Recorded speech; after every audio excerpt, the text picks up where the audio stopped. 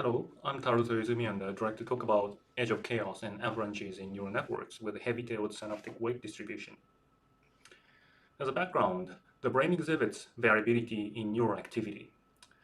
This is an example from fMRI recording, and you can see that both signals varies even at resting state when people do not have any explicit sensory information. Both signals goes up and down in a structured manner.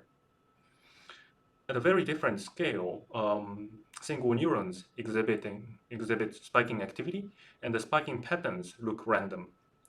These are spiking activity of multiple neurons in time, and this kind of spiking activity is often modeled using Poisson process.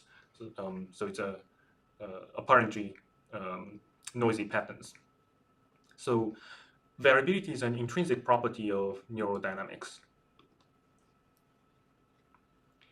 And the variability is observed at multiple scales, and this phenomenon is called neuronal avalanches.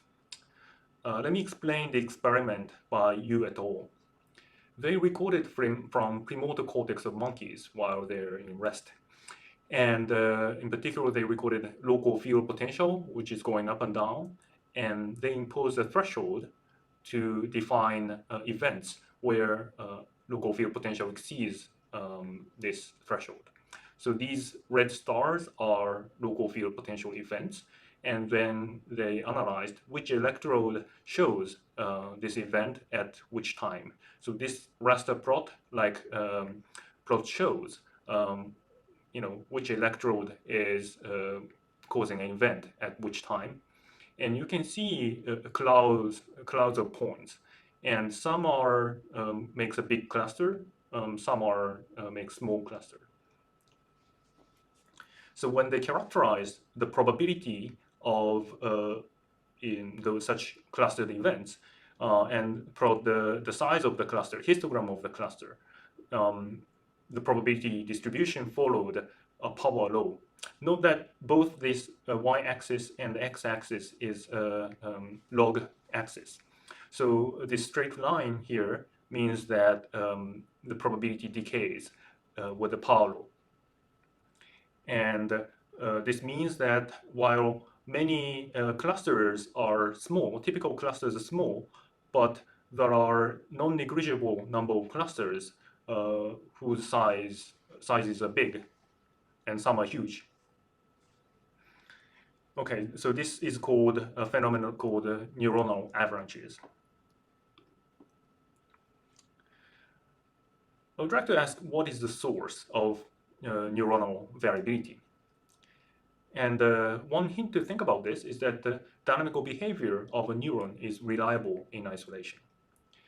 This is a seminal experiment by Mann and Senowski, and they presented this kind of time-varying input trace many times to a particular neuron and recorded at which timing it fired.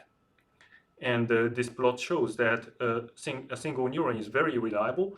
They always fire at almost the same timing in response to this kind of time-varying input. So this means that a single neuron is a reliable element, converting time-dependent input to spike times. But you can, of course, argue that synapses are noisy elements. A synapse is known to emit spontaneous vesicle release, and they exhibit failures. So it's true that synapse has some noise. But still, there are some experiments showing that if you look at strong synapses around here, they are pretty reliable and exhibit a very small percentage of failures.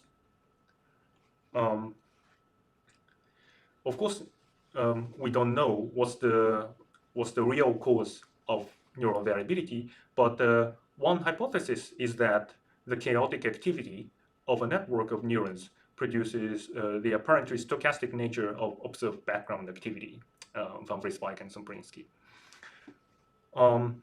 So let us consider this possibility where the variability is due to chaotic neurodynamics. And to think about this possibility, let me introduce a simple model. So here is a deterministic update equation.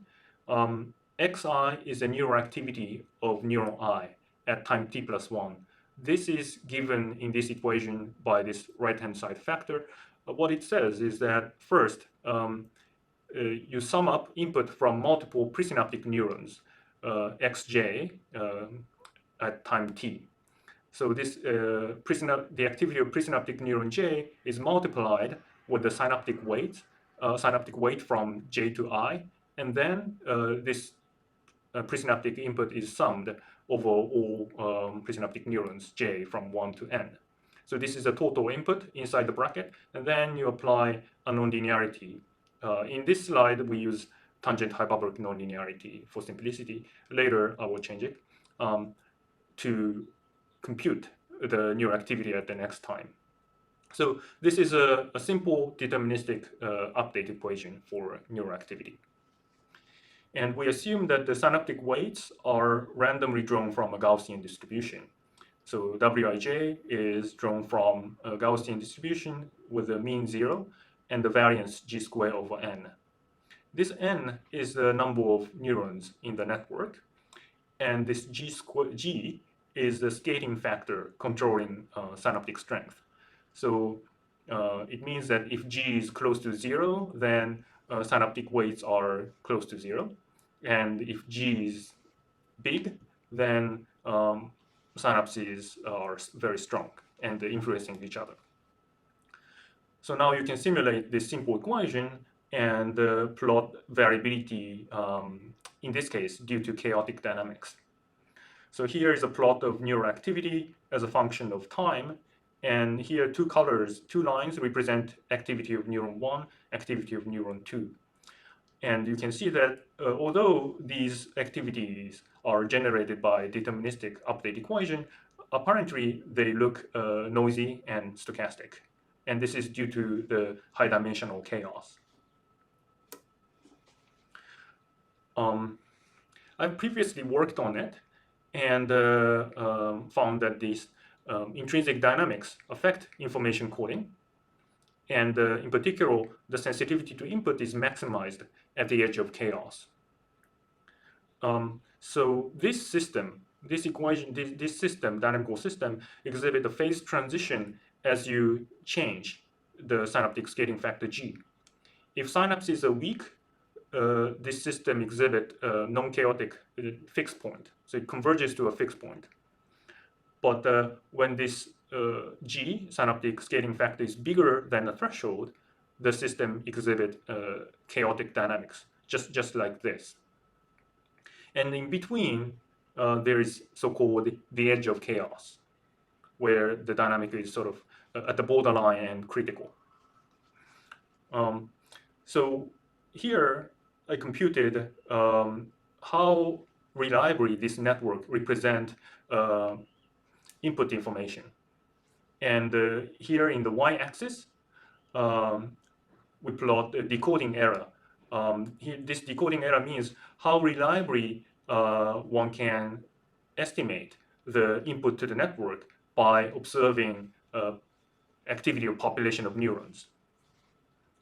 And the figure shows that the decoding error is minimized at the edge of chaos compared to other Gs.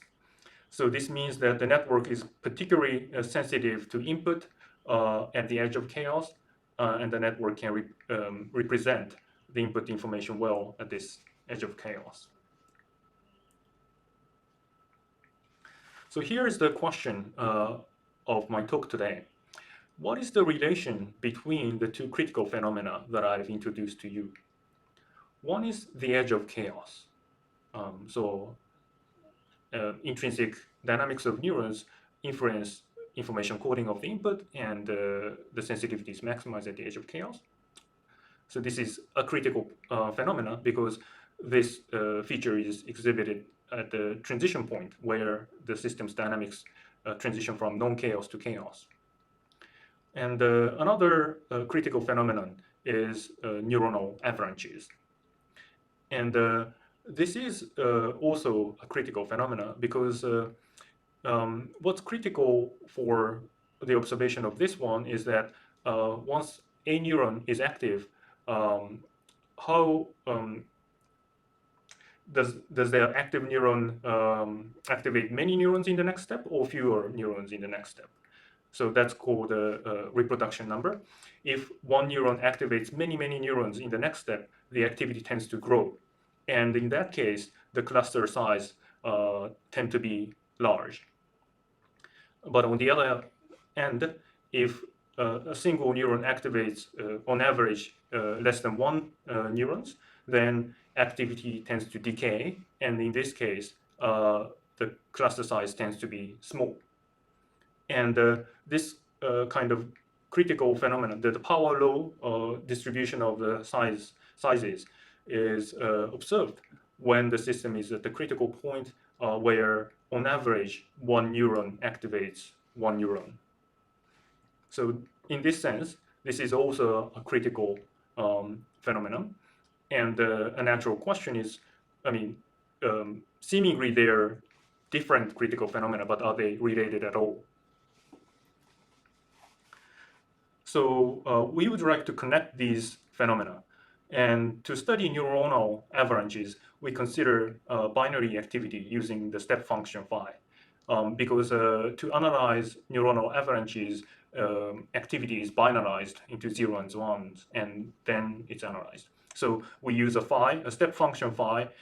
This phi is 0 when the input argument is less than a threshold, and is 1 when the input is greater than a threshold. Okay. So the problem of relating the two critical phenomena is that they are not observed in the Gaussian networks of 0 and 1 neurons. So traditionally, it's popular that people study Gaussian networks because of mathematical tractability, etc., simplicity. But let me first introduce this randomly connected network with the Gaussian synaptic weights. So we can use the mean field analysis that other people developed to compute what's the fraction of active neurons. Because here they are 0, 1 neurons, so you can define what is the fraction of active neurons, and that is described by M. And after some calculations, you get that the fraction of active neurons at next step t plus 1 is given as some nonlinear function of the fraction of active neurons at the current time t. We plotted this nonlinear function in this figure. So the vertical axis is the fraction of active neurons at time t plus 1. The horizontal axis is the fraction of active neurons at time t. And the three curves with different colors corresponds to this nonlinear function computed with different values of g equal 2, 2.45, and 3. And this black dashed diagonal line is where m of t plus 1 is equal to m. So when the curve crosses with this diagonal line, it means that it's a fixed point. So let me explain to you what happens according to this equation, what kind of dynamics result from this equation. So suppose that the synapses are pretty weak, like g equal 2, and you started out with some initial condition, like 30% of neurons are active at the beginning. Then at the next step, you will have, let's say, 18% of neurons are active, and in 2 steps, the activity further decays, that about 12% of neurons are active, and so on. And in several time steps, the activity starts to decay down to this 0, and we call this quiescent state. So in this case, because synapses are weak, whatever initial condition you start from, the activity monotonically decays and converges to this quiescent state. Okay, that was because this G was small. What happens if synapses are stronger? In this case of G equal 3, the curve is this green one. Again, if you started out as an initial condition small m, then the network converges to this quiescent point. However, if the initial condition has a larger m, then the activity starts increasing over the multiple steps, and then it converges to this upper active state. In fact, this is a chaotic state, but where about 25%, 26% of neurons are active. So if we plot the equilibrium value of m, the fraction of active neurons, as a function of synaptic scaling factor g, it looks like this. When g is small, the quiescent state is the only stable fixed point. But when g is greater than some threshold value near 2.45, then there's a new stable state, active chaotic state emerges. And the system is bistable. Both this quiescent state and the active state are stable. And in this model, the quiescent state is always a stable fixed point because a significant fraction of neurons must be active together to drive the downstream neurons. This is the property of this Gaussian network. If the number of active neurons is too small, then it cannot efficiently activate downstream neurons, and the activity tends to decay and converges to this quiescent state. So in that sense, this quiescent state is always a stable fixed point. And because of this property, criticality is not observed because the transition from the quiescent state to active state is discontinuous. You can see, this quiescent state is always stable, and whenever the activity transition to this active state, it involves some jump. So because this is discrete, you cannot reliably put the system at the criticality. If you want to put the system at this active state, it drops to this quiescent state either by small noise or finite size effect in the network. So the critical phenomena are not observed in this kind of network with the Gaussian distributed synaptic weights. So our solution is to use biologically motivated heavy-tailed distribution of synaptic weights. First, heavy-tailed synaptic weight distributions are experimentally observed. This is a result from Senson and others. So here's a histogram of synaptic weights, note that this x-axis is in log scale. So it looks like a Gaussian distribution, but this x-axis is log scale. So this distribution is closer to log normal distribution. And you can see that there are some non-negligibly strong synapses around here, which is order of magnitude greater than a typical synaptic strength. So there are a small number of strong synapses. And we've recently built a model how this kind of heavy-tailed synaptic weight distributions emerge in a neural circuit. And the way we modeled things is to so we modeled the spine volume dynamics in this work, and based on some recent experimental findings, spine volumes intrinsically fluctuate roughly proportional to their volumes. So spines are not like stones, they are constantly fluctuating. Here's the experimental observation. Spine volume is plotted as a function of time, and you can see the sizes change day by day. And compared to small spines, bigger spines fluctuate more. And notably, this kind of fluctuation is present even when neural activities are blocked and synaptic plasticity is blocked. So this fluctuation is not a result of learning, it's intrinsic to the properties of spines.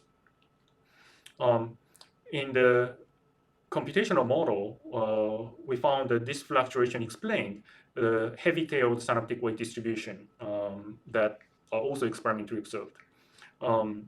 So if we build in this kind of intrinsic fluctuation of spine sizes, we can naturally explain why synaptic weight distributions have this heavy tail, and also we can show a computational hypothesis why how memory is stably maintained despite ongoing fluctuations in the spine.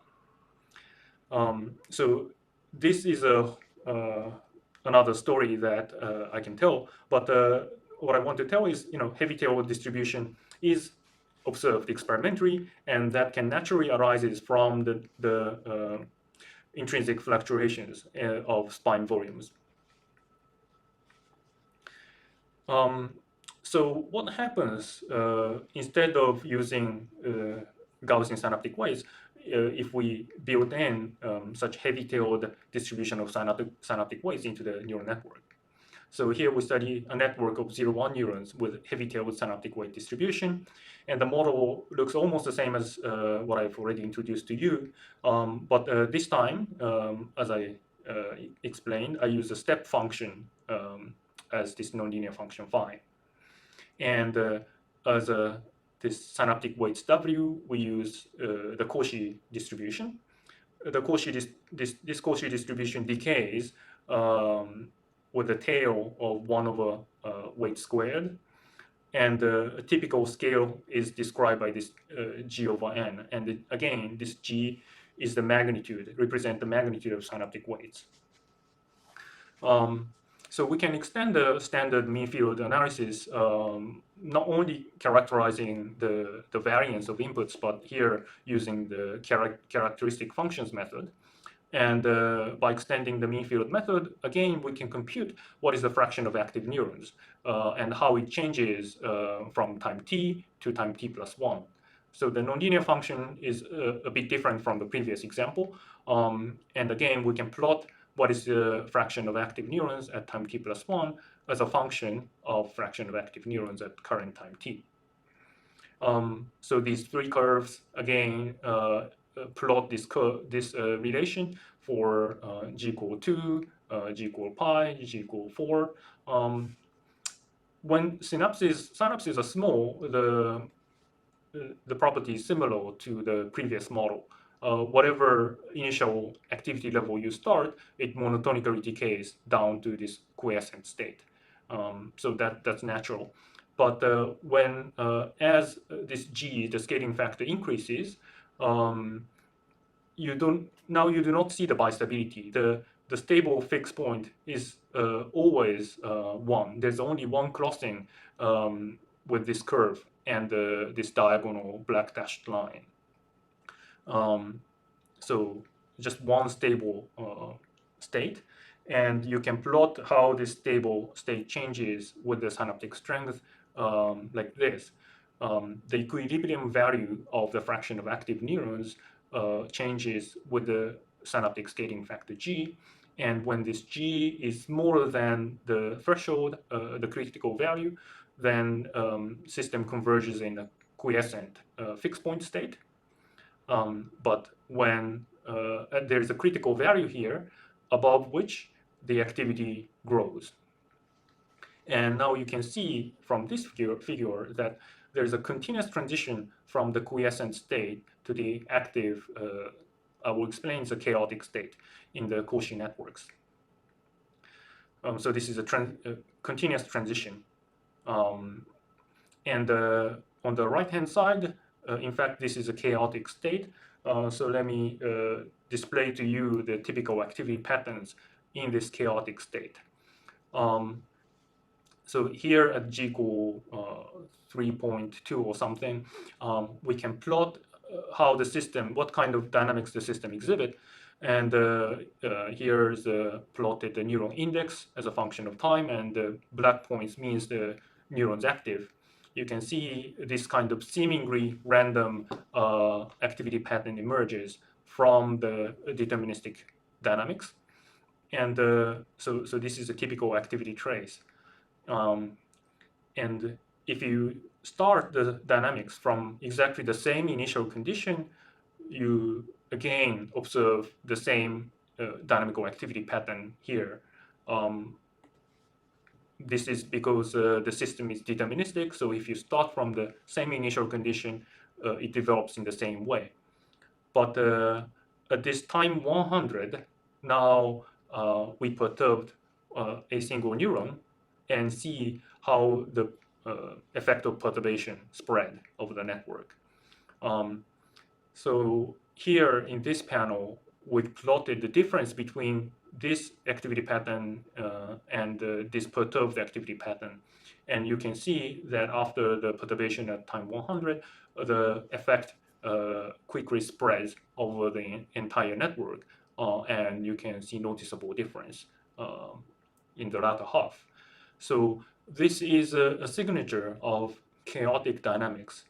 This network shows the butterfly effect in the active state in response to the perturbation applied to the network. So these results shows that this active state realizes for large G is a chaotic dynamics. Okay, and because of this continuous transition from fixed point to chaos, now you may expect there is some critical behavior around the edge of chaos. And this is what we plot here.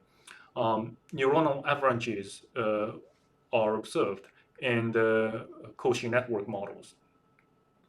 Power law distributed avalanche size and duration is exhibited at the edge of chaos. And I will explain to you that the dynamics reduces to the so-called the critical branching process.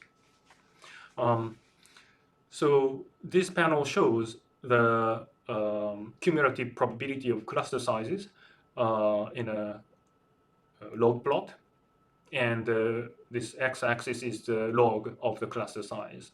And here, this theta is defined as pi over the synaptic scaling factor g. So at the critical point, g equal pi, and this theta parameter is 1 at the critical point, edge of chaos. And indeed, at the edge of chaos, when theta equal 1, you see that the cumulative distribution exhibits a power law, and this is the property of the neuronal avalanches. Similarly, you can plot the duration of each clusters as a function of log of duration. And again, in this plot, the burst duration exhibits a power law at when the network is set to the critical edge of chaos.